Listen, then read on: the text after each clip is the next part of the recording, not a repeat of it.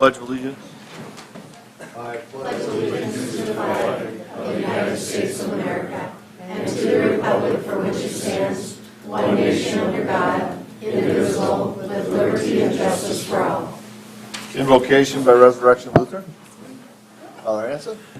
Mayor, council members, thank you for the opportunity to lead you in prayer tonight. Let's pray.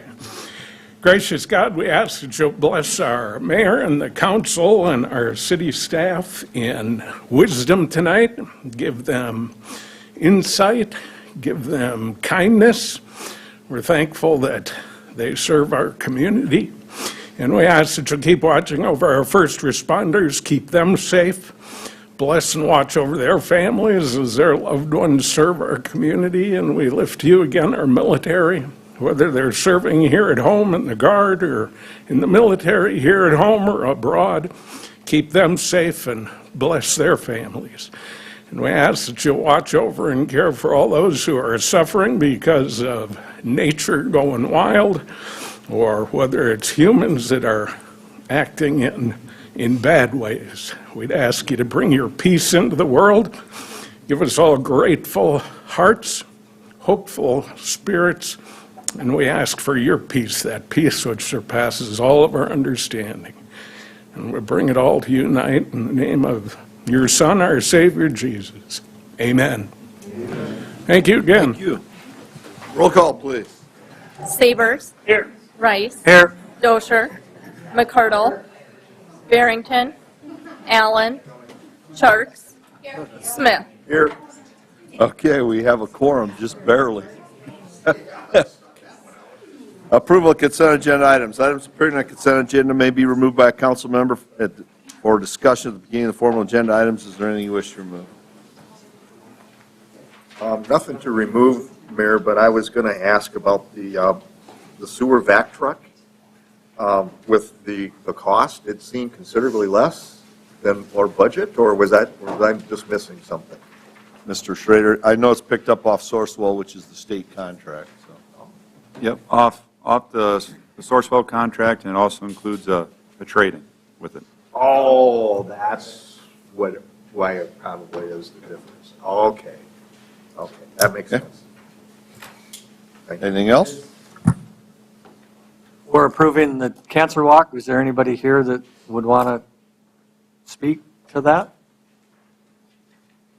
No? Okay. And just one more thing, I was just having a little sidebar with Jeff, but I wanted to just bring it up.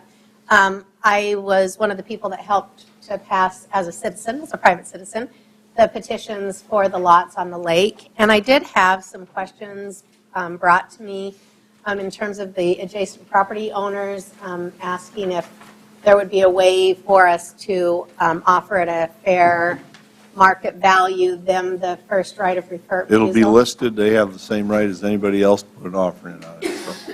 Okay, thanks. Okay. Anything else?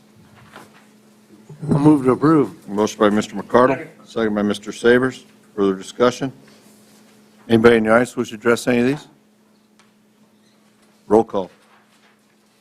McCardle. Aye. Sharks. Aye. Smith. Aye. Sabers. Aye. Rice. Aye. Motion carries.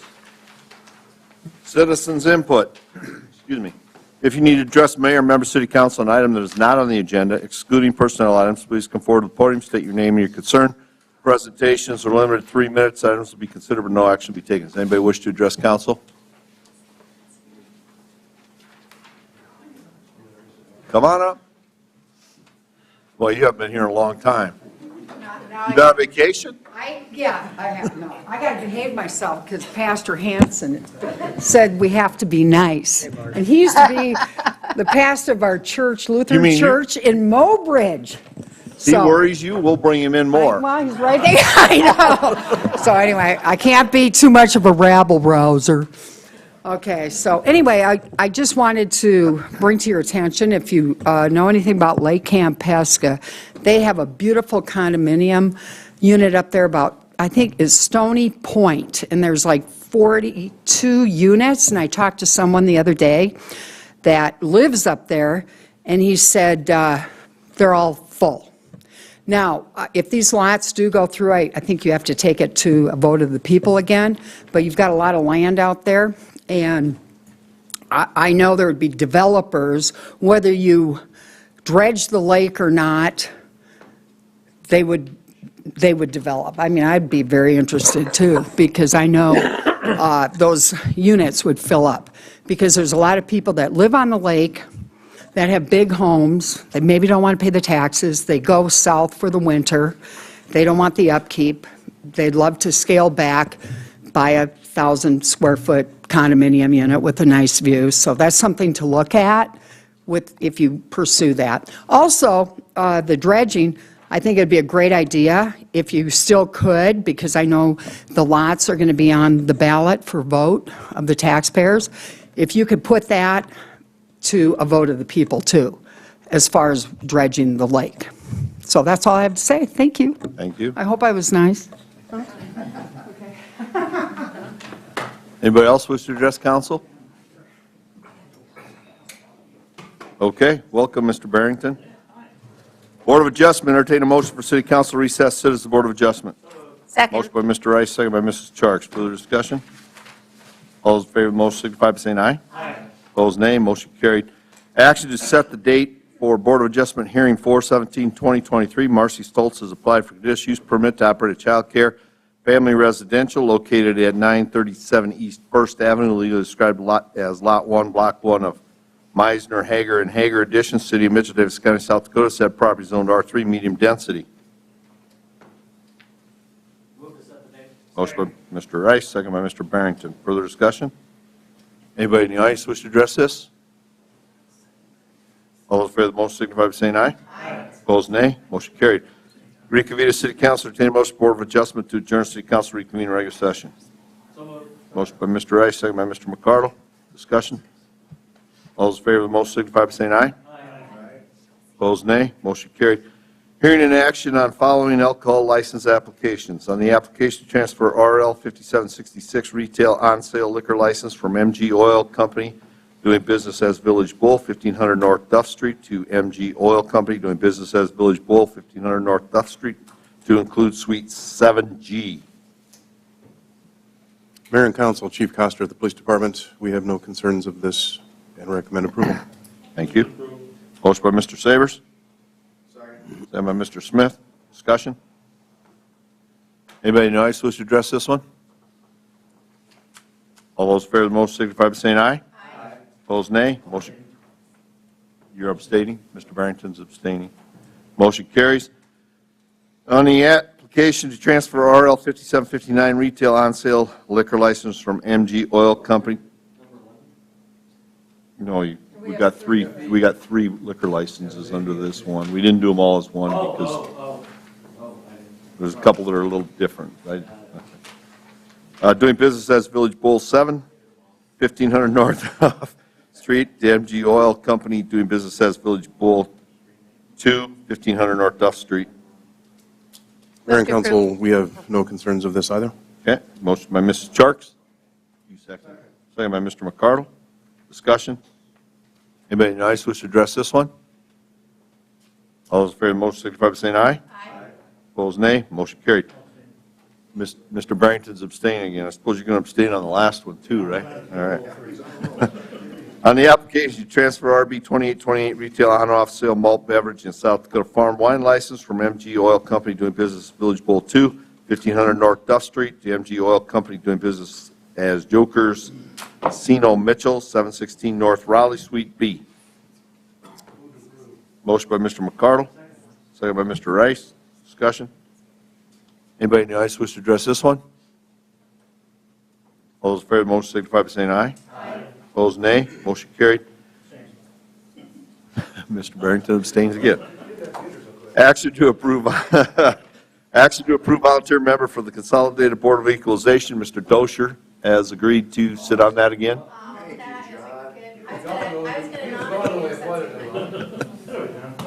Yeah. Snooze, you lose. Motion by Mr. Rice, second by Mrs. Charks. Further discussion? Anybody in the audience want to address this?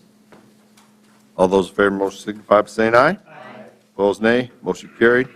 Action to approve a moving permit for Gold Key Properties LLC to move a house from 25961 396th Avenue, Mount Vernon, South Dakota, to Lot 7 of Airport Addition, City of Mitchell, which is part of TIF District 27.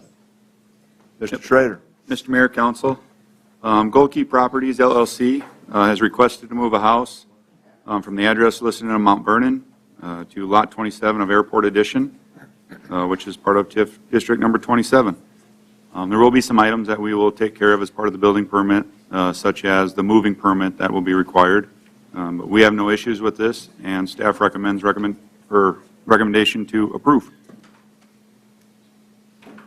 Move to approve. Motion by Mrs. Charks, Second. second by Mr. Smith. Further discussion? Is there anybody in the audience wishes to address this one? All those in favor of the motion signify by saying aye. Aye. Opposed, nay. Motion carried. Action to approve proposal for minnow removal at wastewater lagoon rebid, project 2023-18R. Mr. Schrader. Mr. Mayor, Council, this was the previous bid where we received two bids of the same amount. They were different this time.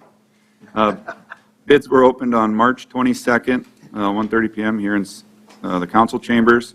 Two bids were received, the high bid being Skinner Bait and Farm for $6,153 per year, and we do recommend awarding that to Skinner Bait and Farm for the 3-year lease.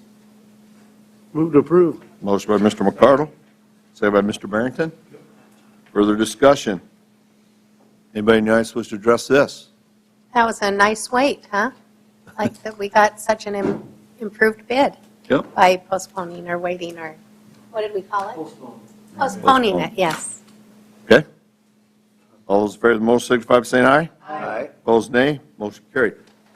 Action to approve Agreement A 2023-10, Second, Fourth, and Railroad Main Streetscape with McClory Engineering. As you know, this was postponed until today to add Railroad Street. So, Mr. Schrader, you want to go through it? Yep, Mr. Mayor, Council, the new agreement amount includes the design along with some conceptual layouts for Main and Railroad. The additional from the previous meeting is $59,606, bringing the total fee to $177,895. Staff does recommend approval of the 3 intersections, and with that, I will entertain any questions. I got a question, Joe. I know Dan's worried about parking. I don't think it's going to bring in more people to Main Street, but it'll look nicer. What about if we went parallel parking? We could probably get more parking spots, couldn't we? Or diagonal, I mean. Yes, you would have We more could get more parking parking, it'd probably be easier for people to, You would lose your center lane. You would. Which we don't need anymore because we're stop signs on Main Street. But for But what about You're right, delivery? you're right. they got the alley and stuff. I don't think it's a bad idea to talk about it and see if there's interest or discussion. I think you'd gain more parking spots. It's been a discussion, and I don't think it's one, and I'm hesitant about saying this, Ashley, maybe you should come up and talk about what the perspective is from Mitchell Main Street, but I know that it's been something that we discussed several times in the past, and I think that center delivery lane was one of the big drawbacks, but if the delivery trucks would use the alleys, I mean, this is Susan Charks speaking, I would be supportive of that. I think that we could really use that added space. Does Mitchell Main Street have a position on it, Ashley? What is the reasoning for adding railroad? I have never got that answered. Actually, I said at the last meeting, when the bid district was first being formed, they were not going to have approval from everybody in the district unless that intersection was included because they were paying into the bid district. Come on up, Ash. Hello, Ashley, Mitchell Main Street. Yes, from my understanding was because First was already done with the Veterans Park, we extended it to Railroad to include them into that bid district funding. So then, instead of doing First, we went all the way south to Railroad. Now, the parallel parking, that's what I've been told, that there's been a study that it potentially would add more. But yes, you're going to lose your center lane, so I don't know if that's something that has to be, taken out. We have to get some downtown bids. I don't, or votes, and see where, if we'd be more than 50% in favor of that. I don't know how you go about changing the parking, but that has been asked numerous times as well. And I know there's been a study from, I think Joe might know when that was done. That was done well before Joe's time. Yeah, I was like, yeah. Not to put Joe on the spot, but Right, but, he was probably still in high school when that was done. yeah. I It was was like, done before my time. Yeah. I do recall us doing one when actually Tim McGannon was sitting where you're at, Joe. That's how long ago it was. But If requested, it wouldn't take us very long Yeah. to find out how many parking spaces parallel versus diagonal would take. That would not take us long at all. And we can do that internally. Would you like Main Street and beyond to look into whether or not there's some support for that? Could you do that, Ashley? Yep. If it would be something we need to formally, I know that's kind of how the bid became about, from my understanding. So I don't know if it's something I formally have to do to get a specific amount of votes or people in favor, or I guess lead me in the direction, or Stephanie. Is it and I possible can- to do an informal survey of your membership? Yep, yeah, and we can just Start do with a that? survey, yep. I think if they want more people downtown, more parking brings more people, Yeah, so that it would make sense to And me. Joe, maybe you can kind of put some information together so you know how many are going to be added, how many Certainly. spots it actually would be, and then maybe get that. Yes, information. if we knew how much it 'Cause that will would be the gain. first question that will be asked. Yep, are we going to gain, or Well, are we going are we gonna to gain? not Yeah. very many, and we're going to just kind of even out? And I think some of the previous discussions were also what time the deliveries happen, because I think there was some conversation that a lot of the deliveries are happening before the businesses are open, that they're, so Right. that was the original. Yep, and I know there's the timing of, some open mid-morning, and then some don't open till later, like afternoon, evening, so. no, we checked it the last time. I remember the increase in spots, and I may be wrong, but it was very minimal because of the handicap parking requiring a wider spot than the other spots, obviously, taking up a much more greater area. And I just can't remember, but I knew the reason why we shied away from it, because the additional parking was very minimal, if anything. But I guess we'll run the numbers again and see what it seems like common sense says it's going to be more, but when they actually got down to the square footage, if I remember, it wasn't big. It wasn't a big increase. It actually, That's what I I thought I know. it heard. actually hindered us by doing it, but I we'll remember check into it that again. it wasn't as much as you would anticipate. I think that, I know that you're exactly right. But, if for people who have businesses downtown, maybe having a couple of extra spots is going to be a positive. It would at least be worth exploring. Right, Right. yep, so I can work with Joe and see how we can navigate that. All right, sounds good. Okay. I also would like to mention that You want to talk, Stephanie? I was just waiting so you're ready. whether we do diagonal or parallel will also dictate some of the bump out design, because that will, if the cars are parked out further, obviously you'd want your bump outs out further to protect those vehicles. So that would be something to think about as far as timing wise goes. And our increased events that we're having down at Railroad too is kind of. Right, yeah, so from State your Stephanie name, Vaughn, please, the people. Depot, Okay. co-owner of the Depot, my dad's here in the audience, he's my partner. Mr. Mayor, Council, we are very much in support of the Railroad addition. We feel it's important to the continuity of Main Street for a business that's been there for 30-plus years. We're kind of right there at the end, and to me, it makes sense to include us in that. We work hard to maintain our property and make it look nice for downtown, so we feel like it would just blend a little bit together. I feel like in the past, we've gotten sometimes overlooked, because once First Street happens, then the businesses down there are sometimes forgotten. But now, we're trying to host more events down there in conjunction with Mitchell Main Street, Oktoberfest and the Memorial Day event that we're going to work on. So we feel as though we very much are in support of Railroad happening. We'll have to work through the closures and things like that, which might be a little clustery, but we're willing to do it to make it look nice. Yeah. Thank you. Thank you. And just one more thing, just to add into this, the hope is by having the design of Railroad, that since we postponed doing construction this year, that money would be moved ahead and we would be able to do both 3rd Street and Railroad next summer with 2nd and 4th in 2025, so 2024, 2025. That would definitely be a possibility. Okay? Joe, I had one complaint on the railroad that it would be too narrow. How much do the bump outs stick out? Was it 8, 10 feet? Yeah, it's roughly the length of a parallel parking stall, so roughly 10. Oh, 10.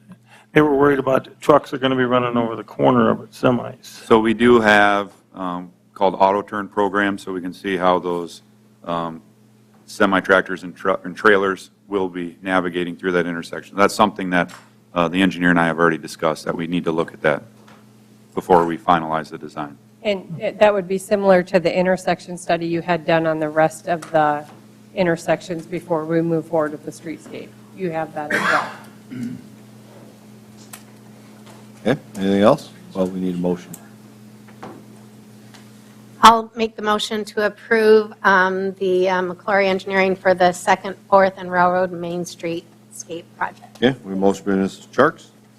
Second by Mr. Rice. Further discussion? Anybody else in the audience want to address this?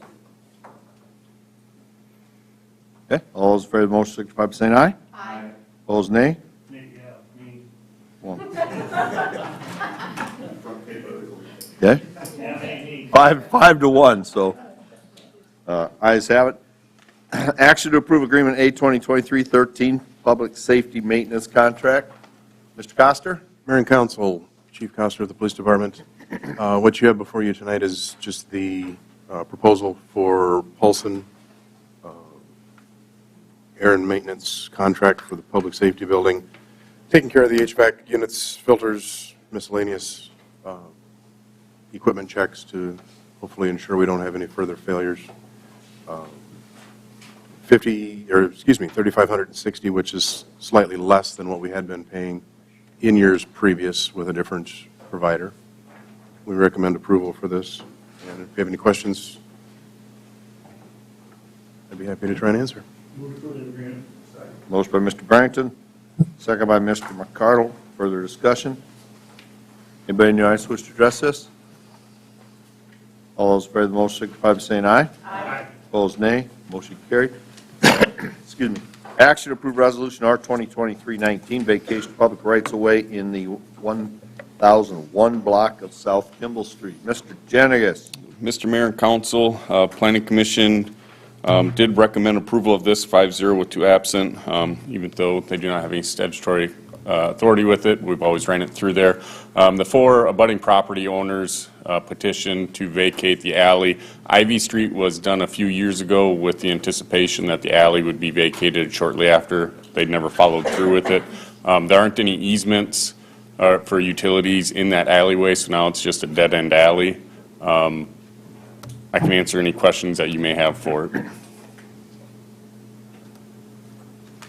What's the reason for them wanting it vacated at this point? It's not used at all. It's an unimproved alley. Yes, they'll each get the 8 feet that'll go onto the tax roll, but that really doesn't make a whole big of a difference for there. It's just unused, unimproved. And in any new developments, it's very rare that we have alleys anymore. Public Works actually would be in favor of vacating the alley. Correct. That's a dead-end alley. We do not have any city utilities in there. If there's any private utilities, they'll maintain the easement for that. It's a housekeeping item at this point. I'll move approval of resolution R 2023-19. Okay, motion by Mrs. Charks. Second. Second by Mr. Rice. Further discussion? Anybody in the audience wish to address this? All those in favor of the motion signify by saying aye. Aye. Opposed, nay. Motion carried. Action to approve resolution R 2023-20 and agreement A 2023-07. Agreement with South Dakota DOT for improvements at Minnesota Railroad crossing and designating the mayor as the authorized representative to execute and sign all documents, project 2023-22.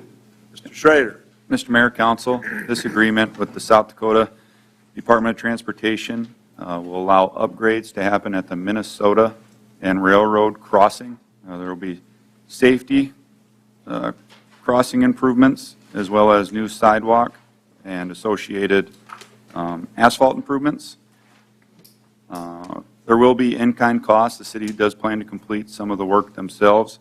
That's outlined in the agreement and will be reimbursed accordingly. City will be responsible for 10% of the associated costs, or we're estimating it to be $23,884.20. Staff does recommend approval of the resolution, which authorizes the agreement with the South Dakota DOT and designates the mayor as the authorized representative to execute and sign all documents. And with that, I will answer any questions you may have. When would the construction take place? This year yet, or? Ideally yet this year.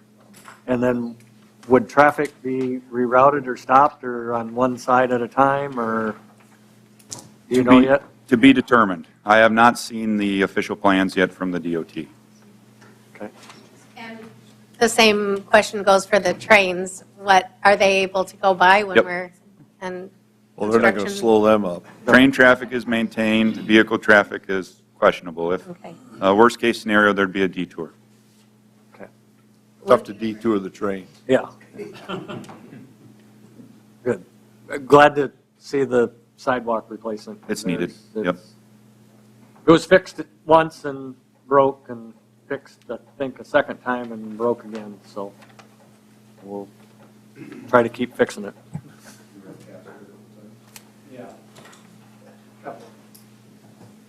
I'll move to approve. Motion by Mr. Smith. Second by Mr. Charles. Further discussion? None? Anybody in the audience wish to address this? All those in favor of the motion signify by saying aye. Aye. Opposed, nay. Motion carried. Second reading on ordinance 02023-02, supplemental appropriations. Ms. Zellwein. Mayor and council, I did have a few changes from the first reading, which I overviewed in the staff report, but I wanted to make sure I called those to everybody's attention. The first one, we did have to add some additional funds into the fire department supplements. The commercial fridge replacement is expected to be higher than what we had in the budget, as well as the scheduling software that they had budgeted for this year. We're adding funds from the police department to complete the window repairs at public safety. We still have windows that are leaking. We replaced some of them last year. We do not anticipate we'll probably be able to get them all done this year. We'll probably have to roll it again in the next year from that. We're also adding funds from the police budget. They had ordered a repeater last year. It was not received, and we just overlooked that one in the first reading. And then the last one was just, there was when Park and Rec submitted the request for the ice arena wiring repairs and the roof repairs, there were some numbers that were wrong, so they corrected those. It doesn't change the total on that supplement. It's just that $9,000 is for the wiring now, and the $96,354 is for the roof repairs. It did change just slightly the percentage of reserves. I think it was like 1.1%. Just for the additional amount. Other than that, there were no other changes, and I can certainly answer any questions or go through anything that council would like me to go through. Otherwise, it remains unchanged from the first reading.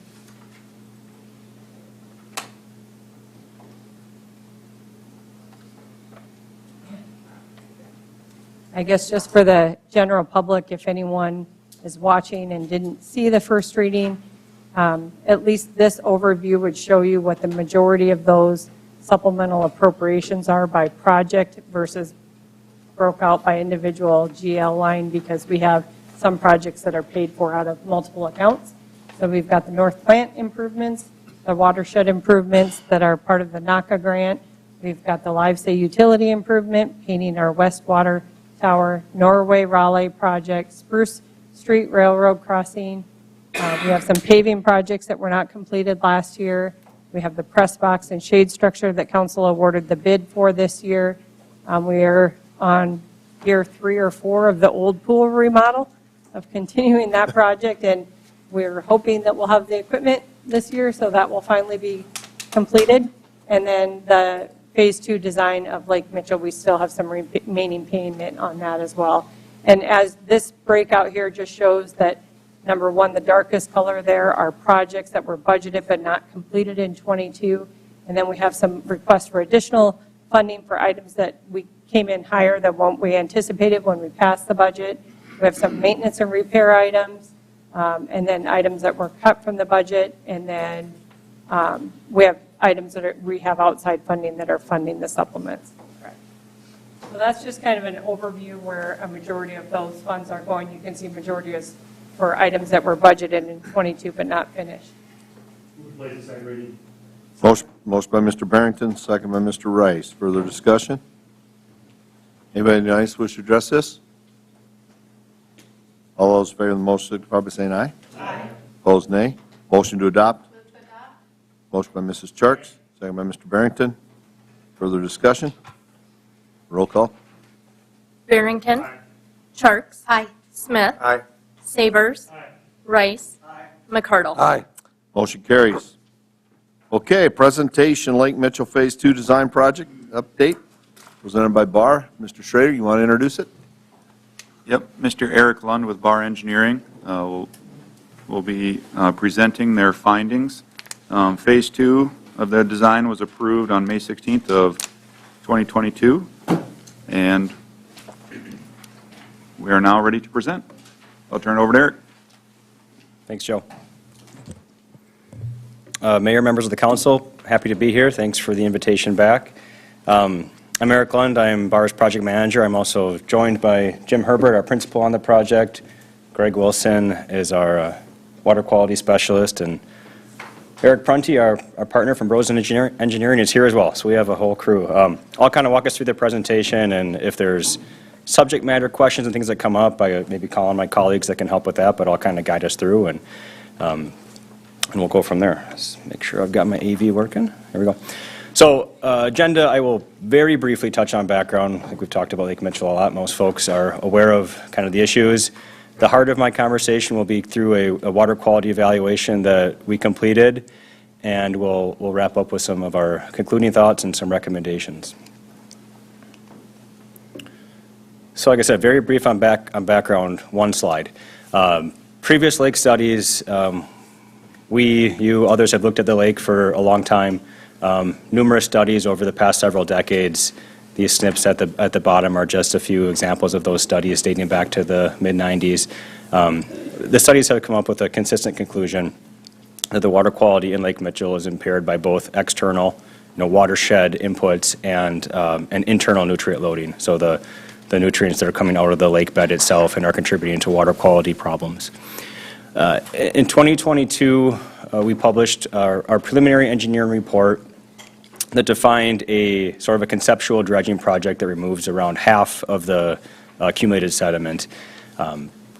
Acknowledging at the time that likely wasn't the project, but it was a way to advance the ball forward, talk about cost, talk about ways that we could kind of get through some of the technical elements of the project. And that really brought us to where we are today, where we started to ask some additional questions around what the impact of that type of a project would be.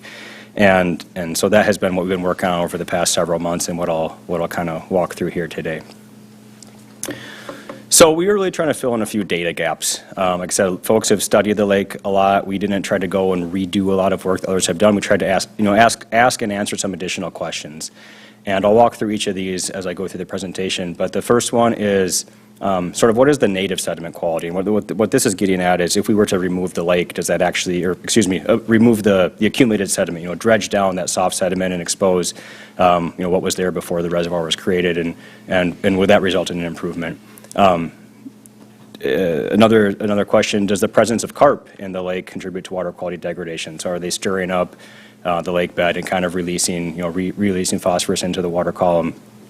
Number three, what is a realistic water quality target? What's success? What should we be trying to look at?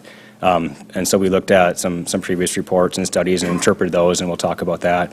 And then finally, what are some estimated outcomes in different scenarios using both improvements in the watershed and improvement in the lake?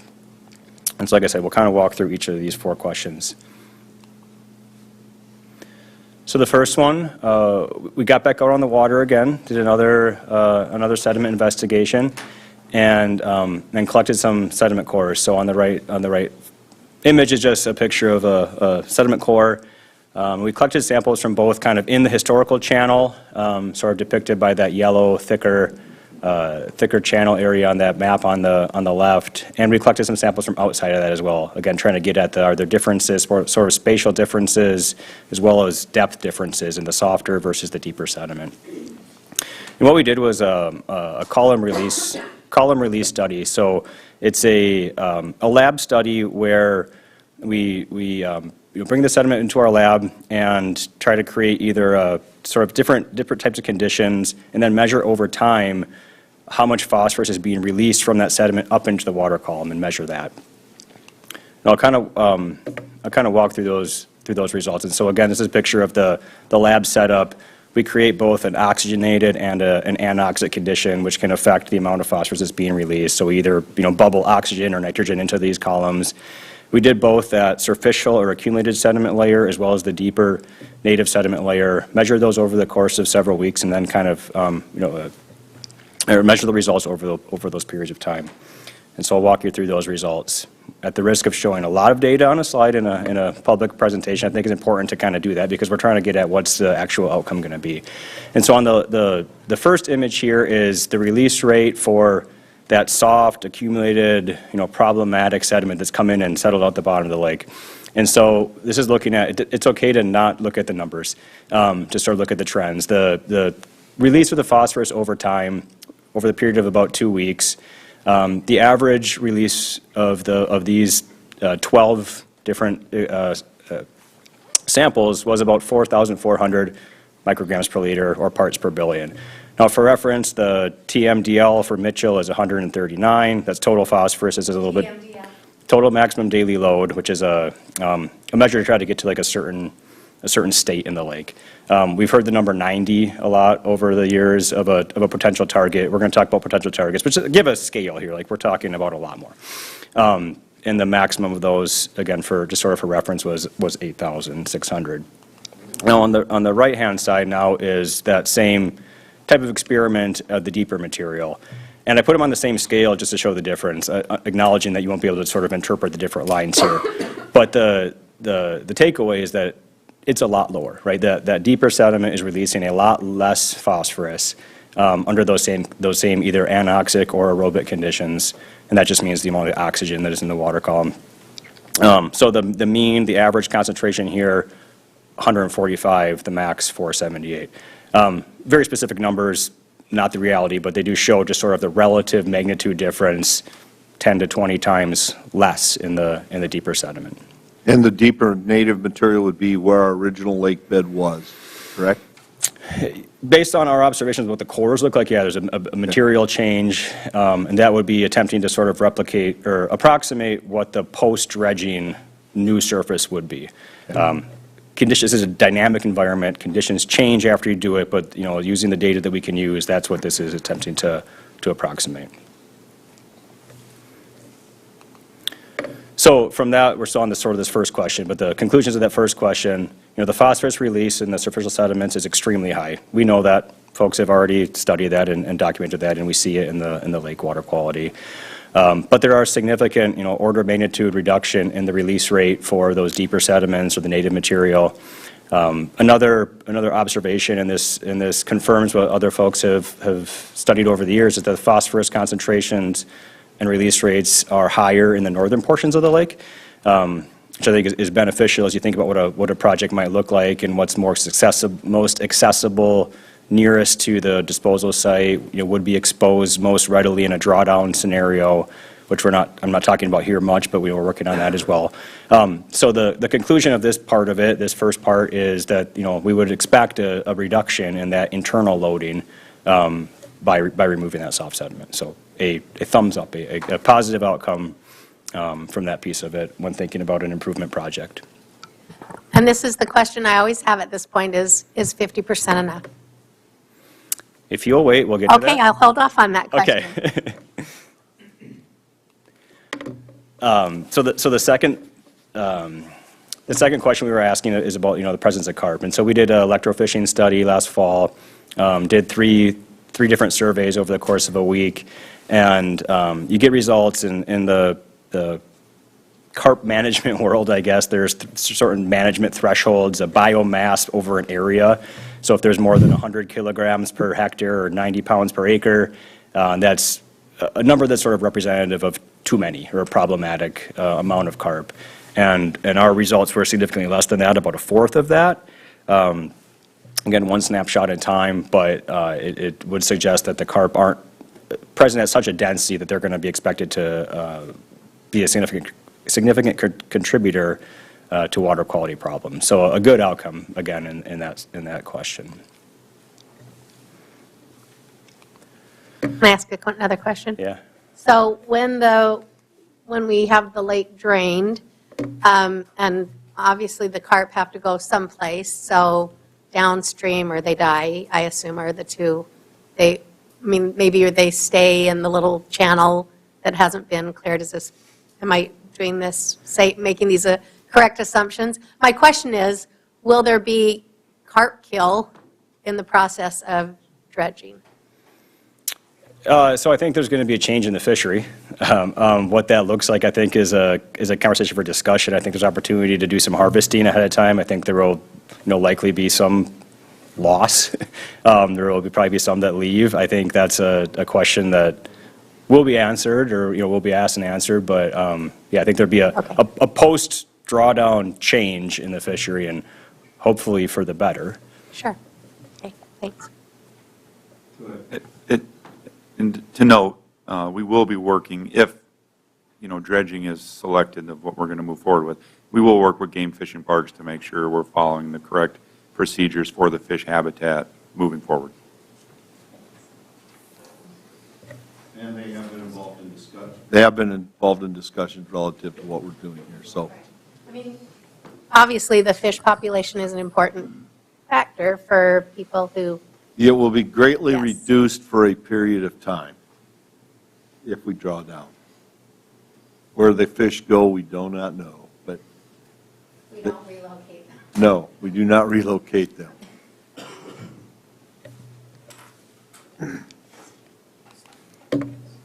So the third question on my list is maybe bigger picture. What defines success? What is the potential, or what is the water quality target we should be striving for? And so we talk a lot about phosphorus because that's contributing to the growth of algae and the water quality impairments. But that, is a predictor or a correlator with the observations that we make about the lake looks better or doesn't look better. And so, I think what's observed are things like the transparency, the algal growth, the lake closures, things like that. And so, we'll keep talking about phosphorus because that's kind of the way that we look at it. But I think it's important for us to keep in mind too, like is the specific number itself, right, is not necessarily what we care as much about as it is what happens at that number. And so that's kind of what we're gonna talk about here. And I'm gonna pause on this graph for a while because there's a lot to digest on it. But going back to the early 2000s, the city was working on this project at that time as well. And folks were studying the lake and thinking, what should our goal be? What should our target be? And that's where that number 90 that has been out there, 90 parts per billion or 90 micrograms per liter, came out of, was published as the provisional goal. And that was estimated based on one way of looking at it as the concentration of total phosphorus in the lake that would result in a 50% frequency of algal blooms. That correlation was based on observations in what's called an ecoregion. And, there was even acknowledgement at the time in those studies that, this is a reservoir, there's likely some differences. And so it's trying to take correlation between phosphorus and algae growth in an area and thinking, hey, is this what we should be striving for? At the same time, there was another report that was looking at Lake Mitchell data and another empirical equation, so using observations and trying to sort of back into a calculation or an equation that would suggest maybe at a concentration roughly 375 parts per billion might be what results in that 50% reduction. And so if the 50%, or excuse me, not reduction, the 50% frequency, so if that's was deemed sort of a successful outcome to get to the 90, there's uncertainty in any of these equations, but it might be another way to think of sort of a bracket of where success might be. I had already mentioned the TMDL, the total maximum daily load of 139. That's a published goal. That's, again, trying to meet a level of phosphorus or algae growth in the lake as well. So I guess the point of this slide is that I think folks have acknowledged over the years that 90 is an aggressive, maybe hard to attain goal. I don't want to say impossible, but just given the reality of the watershed and what's in the lake and what we're dealing with here, might be hard to ever get down to there. But is there a point that might feel successful as well? And so that's kind of what we're trying to get at here, and then we'll kind of go into our results of our water quality estimates and consider these different potential targets, and we can have a conversation then about what success might feel like. Before I get there, I just sort of want to acknowledge that over the time period that we've been trying to address these issues, the lake quality, or at least the phosphorus concentration in the lake, has continued to get worse. So, like I said, 2002 was when some of those previous reports came out.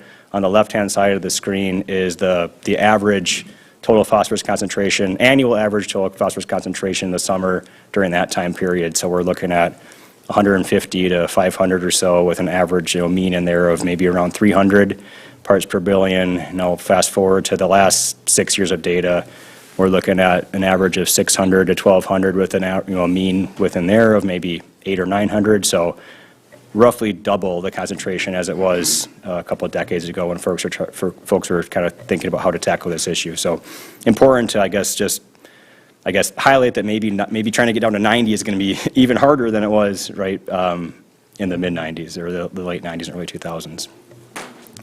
And, why, I guess, is another question of that. Folks have talked about that the lake is important, the watershed is important, they're both important. So on the left is just the Firesteel Creek. So we're looking at the USGS data in the creek and the total phosphorus concentration over time there, so dating back to about the turn of the century. And you can see, basically the lower end is constant. There's sort of a lower bound of how low it can ever get, and it doesn't really go below that, where it seems like the upper bound has just sort of continued to increase. And so the bad has gotten worse, I guess. The time periods when it's bad has continued to sort of get worse over that time period. The right-hand side is, take a minute on that too, just because there's a lot here. So this is graphing the total phosphorus concentration in the watershed, or in Firesteel Creek specifically, during different flow rates. And so, I mean, you can picture what happens during big storm events versus when the creek is kind of trickling. There's going to be different, dilution factors and different runoff events and things like that. So the left-hand side is the very high flow events. If there's a less than 10% chance of that flow being exceeded, there's a very high concentration. You get that again kind of on the very low, the lower flow rates. Now the sort of loading of phosphorus, the mass coming in is less because there's so much less water. But it kind of gives an idea as the city and the region keeps thinking about watershed improvements, if there's areas that should be sort of focused on, this might sort of lend some insight into those ideas. So getting to the results, I think we're on my question number 4 now.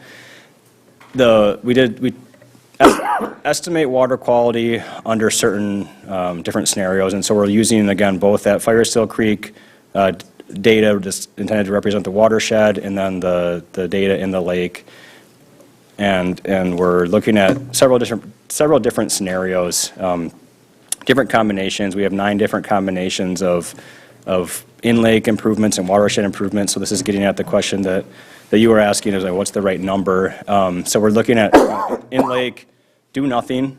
So that's, I guess current conditions in the lake. The 50% reduction, which is intended to sort of approximate the preliminary engineering report amount of reduction, and then an 85% reduction, which others have sort of estimated as about the max you could probably expect as a benefit of an improvement project, and I agree with that. Either, if you try and dredge it, you're not going to get 100% out ever. It's never just going to be totally shut off, but we'll use that as sort of an upper bound. And then in the watershed, again, the do nothing nothing additional, I guess. There's, a lot has been done. This is saying that from today forward, we're not going to expect any more improvement. A 50% reduction and an 80% reduction. And we chose 80% based on some of the work that Dick Osgood and folks back in the early 2000s were saying was this might be the level you need to see to get down to that 90 or to get down to the really desirable goals. So a series of charts here, and I'll take a minute to kind of introduce this one, and then I'll show the others. But we're looking at the estimated total phosphorus concentration in the lake center on an average during kind of normal flow conditions. We looked at higher flow rates versus lower flow rates, and you end up having so much data presented, it's really hard to interpret, so we just sort of normalized it.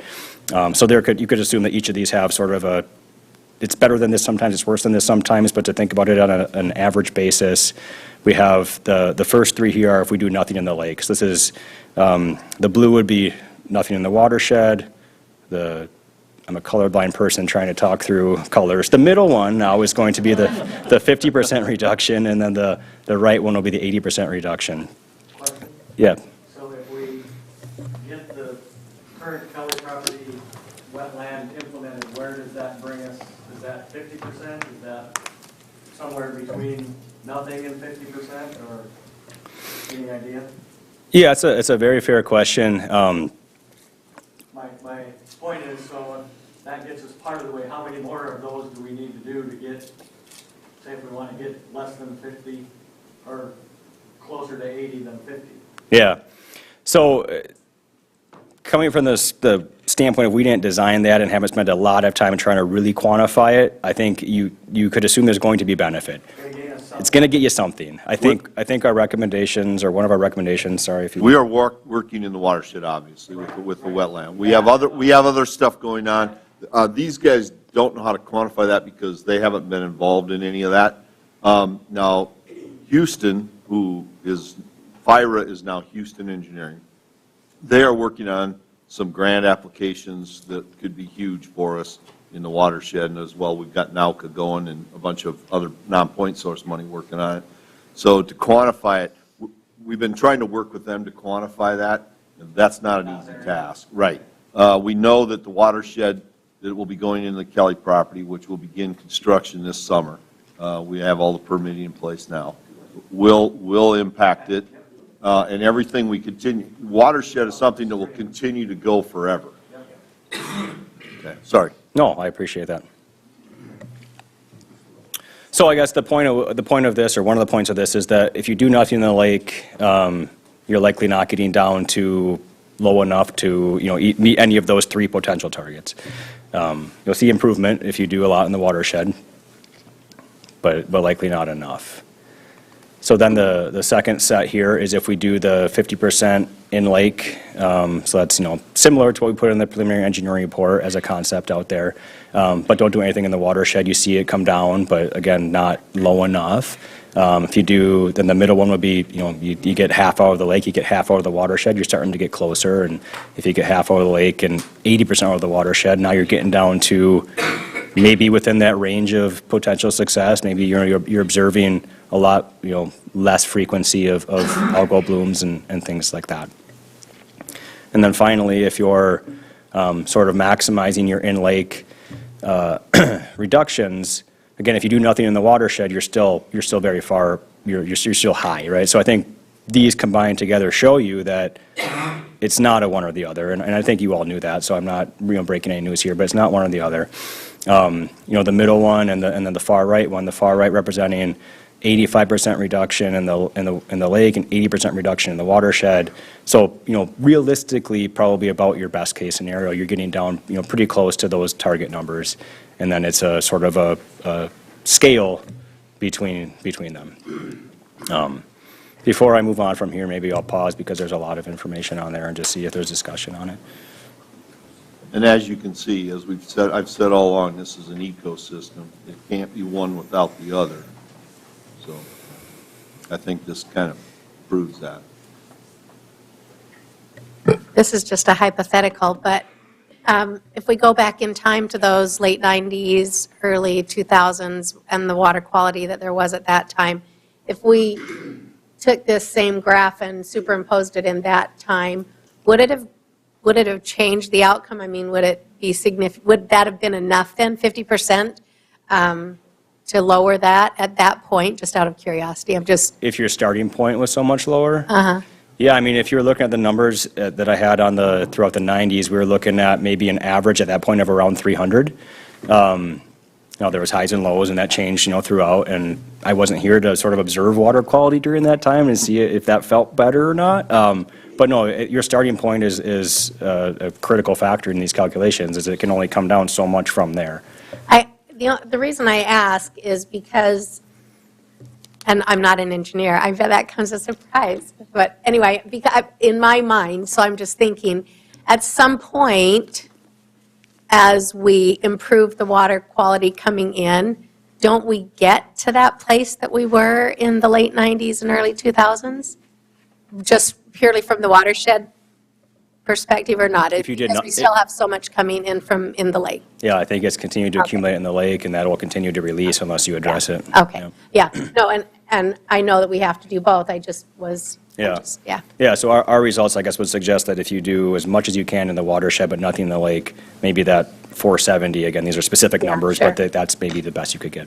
Right, Thank and that scenario is shown on the left-hand side of the screen, just for, if you were to greatly improve the watershed but not dredge the lake. And do we know our levels back in that time frame for comparison? I mean, on that previous slide. Yeah, I don't so remember. I think that's what you're asking. that left, yeah. So that's 500, lower than 500? From 500 to 150. Yeah, 150.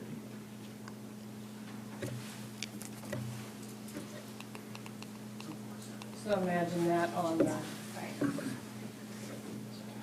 so yeah, the one on the far right does, gets you back to kind of where you were. So I'll go through my conclusions, but I imagine there's going to be more discussion.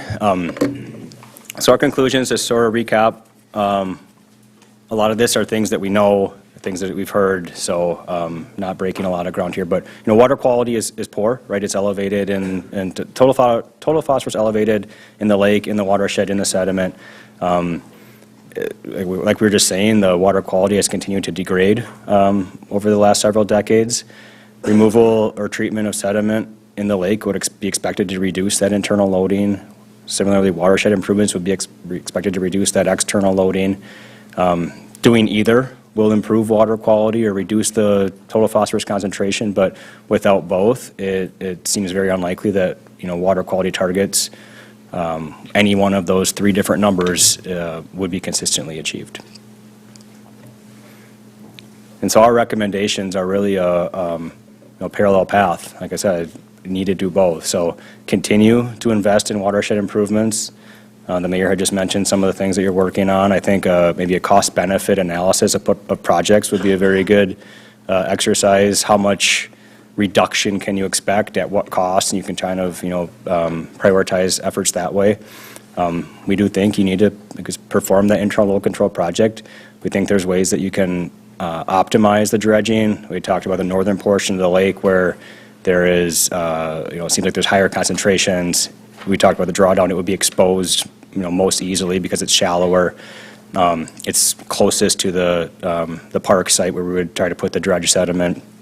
You can also optimize by targeting the areas of the thinner sediment outside of the historical channel. The surface area is an important factor, and so if it's very thick, it costs more volume, right? Or if you can create a larger area of thinner, you're just going to have to generate dredge and store less. We think there's likely a place for alum treatment in certain areas of the lake that we either can't get to or can't efficiently get to via dredging. We think, during the drawdown, we've talked about some of these things, should evaluate and consider how to incorporate near lake or almost in lake controls, so sediment traps, constructed wetlands, some of these things that you're already working on. And similarly, I think maybe a cost-benefit analysis of those, and then really plan for in-lake O&M annually while you're waiting for the water quality improvements to really, the watershed improvements to be realized And then, hopefully you can reduce that amount of in-lake O&M, so, additional alum treatment and things like that as the benefits of these other projects are realized. And I believe that is my last one. So appreciate the opportunity to present to you and continue to work on this project. Thank you. Yep. Any questions for Eric or his crew? Any surprises in the samples when you took those core samples? And, I mean, just absolutely shocked you, or is it pretty much what you were expecting? You're talking about like the release rate experiment results? Yeah, yeah. I think it was a positive reaction. I mean, I think there was a little bit of a hesitation of like, what was in that native sediment already? And so having that high of a difference was I don't know if surprising is the right word, but a positively a positive reaction. I think we were a little surprised at just how high the concentration of that soft sediment was. I mean, you do these on other lakes and you don't see them at that level. So that was a bit of a wow factor. You talked about that it's worse on the north side of the lake, but I just asked Jeff, west? Northwest, I guess, yeah. Let me go back to an So aerial. when you're doing your graphs, you're assuming that is the area that you will concentrate the sediment removal? Yeah, like you'll focus in those areas that is the highest concentration? Yeah, I mean, if there was That's what. If there was a imaginary world where money didn't matter, we would do it all, right? But Sure, of yeah, course, I know. So, but we so- want to make sure that you're getting where it's worse. right? Correct, that's what I was getting at, yep. Yeah. And those numbers all assume that we do those areas that are the highest concentration, your graphs. Does that make sense, what my question is? Yeah, I mean, they're assuming a reduction across the entire lake, right? So how we get there is going to be a function of the actual design of the dredging project. But yeah, so we could more efficiently get down to that level of reduction by prioritizing certain areas, if that answers your question. Yeah. So what is our next options or recommendations that you put them up and indicating, or is that coming up, or is that the next steps, I should say? Yeah, so I think the next steps would be to, like I said, continue to invest, prioritize, perform cost-benefit analysis of the watershed, but we do think you should move forward with the, dredging project as well. So we had put together that preliminary engineering report that defined sort of a conceptual project, and we've done more work on, dredging here and there, and designing the disposal site. We've done a lot of work on the drawdown aspect of it itself. We haven't advanced a new dredging concept to a point of, hey, here's what we would present, because we wanted to wait to get to this point and make sure that, that's the direction that the city wants to move to before we, kind of get ahead of ourselves. Okay. Mike Sotak is listening and on Zoom. If you have a question, you want to get a quick thing on the watershed as to what they're working on. Yeah, I think it's worth mentioning the WFPO process that we're currently working on. Mike, if you would like to just touch on that briefly. Sure. The NRCS has a. Everybody hear me okay? Yep. Plenty loud. The NRCS has, it's called the Watershed Flood Protection and Operations grant program, and it started about 5 or 6 years ago, and we've worked on about 8 plants in Nebraska, and each plant can bring up to $25 million of federal money to a watershed, and so we had brought that up a couple of years ago, I think, working with Joe and Stephanie and others, and we finally got a response from the state NRCS office. And the biggest problem, and the state of Iowa has the same problem, is that when the state offices don't have enough staff to support the oversight of such a project, state doesn't get the money, that other states are getting. So Nebraska, I think, right now has 32 planned various projects.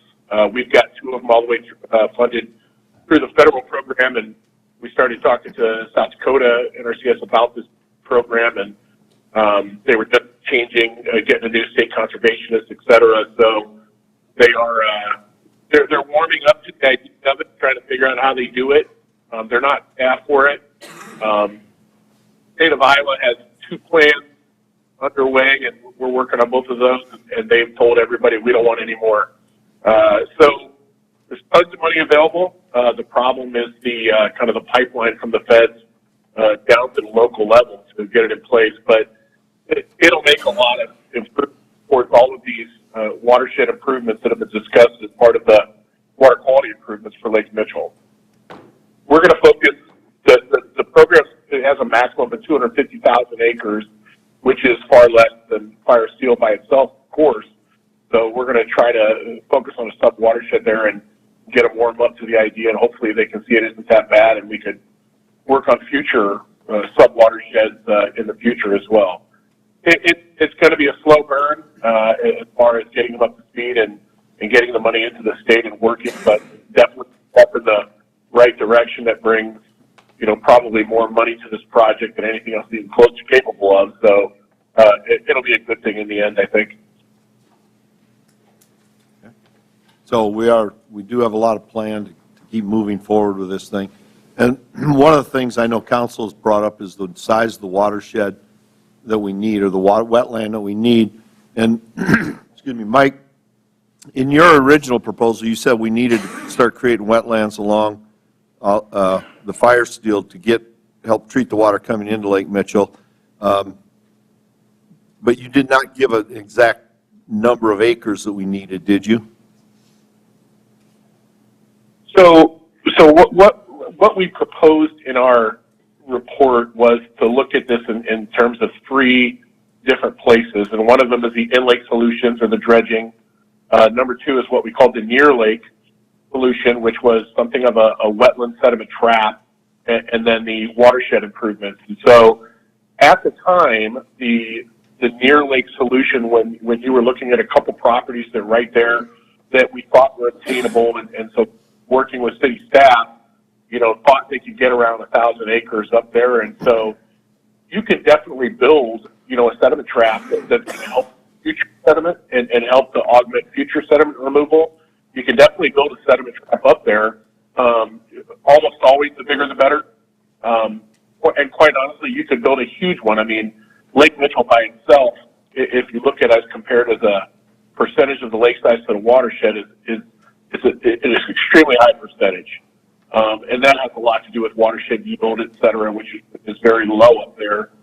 But, basically back then, I think the question was, could we build something meaningful around the lake, with the 1,000 acres so that was available? And the answer was, yeah, you sure can build something and use wetlands and some reservoir storage to help augment the sedimentation of sediments before they get into the lake, and construct, this near lake basin so that it's easy to get sediments in the future out of that versus going and draining the lake like you're staring at now.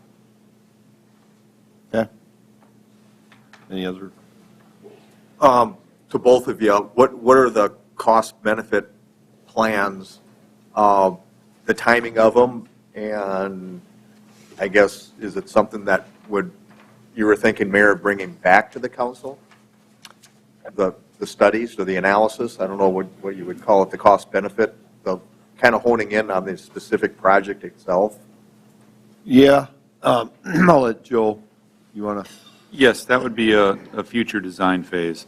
I think with this information, we're going to go to the drawing board again and come up with what we think is the best project again moving forward that's not an in-lake solution, and bring that to council to look at.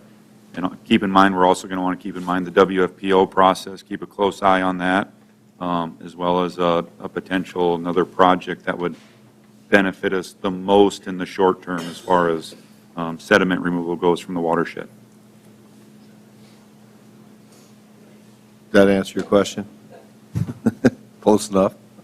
Okay. Couple, 3 months? Yeah. Ideally, I think we could probably work through something to look at a project, very near the throat of the lake, potentially. We will have 3 sediment ponds in the wetland that we're building at the Kelly property. So those are going in. The vegetation will happen, and we are looking at some other possible solutions for wetlands further up, as well as we come into Lake Mitchell, which will help with both changing the water direction to help sediment fall out, as well as pulling the nutrients out for the plant life that we're going to need to support in those areas. And Game Fish and Parks is excited to work with us on habitat for the lake if we get it drained. So things are looking good. We just need to keep moving forward. Anything else, Eric? No, well said. Okay.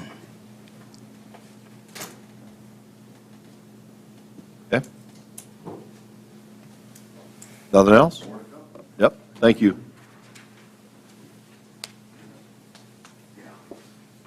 Okay. If nothing else on that, we'll entertain a motion to move into executive session, in accordance with codified law 125-2 legal. Motion by Mr. Rice, second by Mr. Barrington. Further discussion? All those in favor of the motion signify by saying aye. Aye. Opposed, nay. Motion carried. No action will be taken after executive session.